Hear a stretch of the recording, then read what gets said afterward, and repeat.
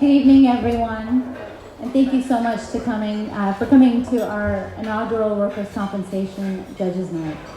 You know, this night was born out of frustration for me a little bit. You see, every year the Armenian Bar Association hosts a general Judges Night. My colleagues and I politely ask to have our judges included in our Judges Night, and every year we're met with some excuse of why that can't happen. Now, I graduated about 14 years ago and have done comp my entire career, and I graduated at a time when there was a recession and there were whole areas of legal practice that were failing and firms like Lion & Lion that were going under. And workers' comp was one of the only practice areas that thrived and grew even. So I've got the utmost respect for our area of practice, and I never really quite understood the stigma until recently. I was at a CALA Hall of Fame dinner, Consumer Attorneys of Los Angeles, and one of the honorees got up there, and in his acceptance speech, he thanked the CAOC for all their lobbying efforts in dodging some very scary legislation that would have cut their attorney's fees down to 10%. And he said up there, I mean, that would be ridiculous. Even those workers' comp guys make 15%, and they don't even prove liability. And I remember thinking, although those words are true, I am deeply offended by the insinuation packed in that remark. And I thought, you know, it has to come from a place of just knowing what it is that we do. So let's address the elephant in the room, okay?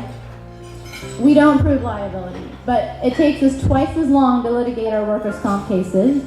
And it's riddled with layer on top of layer of ever-changing, quickly changing regulations that even the best PI attorneys, and I work with some of the best of them on my third-party crossover cases, they wouldn't know how to navigate one of those cases if their life depended on it.